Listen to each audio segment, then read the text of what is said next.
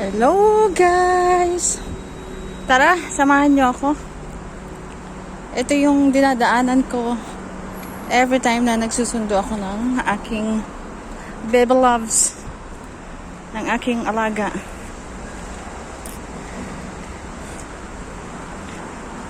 Abay, naulan. Anong timing eh? Ayan po.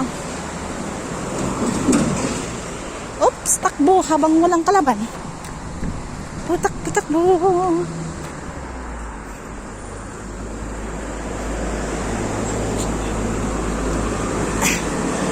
Ito po ang aking binabaybay.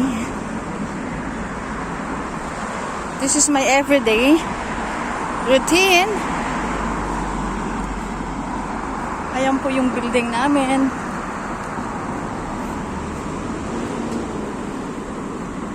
Ganito po ang aking buhay. Every day, every night. Char. Kung nakikita niyo po, ito po ang beach sa aming harapang building. Actually, maano siya?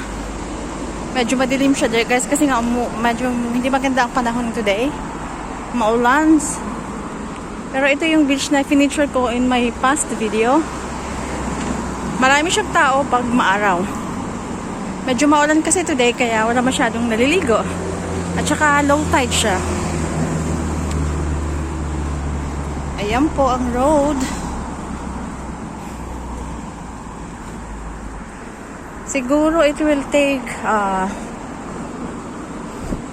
15 to 20 minutes I think na walk para doon sa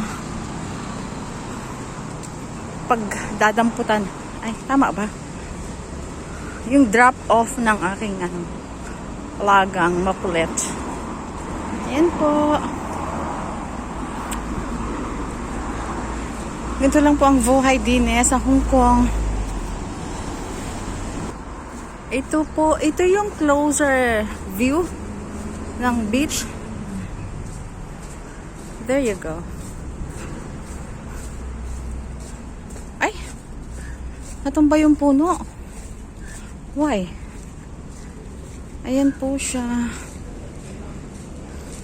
Every Sunday, mas maraming tao dito kasi dito nagtatambay lahat. Halo-halo na. Mga local. But Sunday, occupied to ng mga foreigner. Kasi nga, Sunday is holiday, diba? So, lahat ng mga kunyang dito nagsasama-sama. Indonesian, Filipina, basta lahat po. Ito siya. Kasi kasi tong beach na to, parang accessible siya. Malapit sa sakayan. At the same time, meron siyang barbecue area.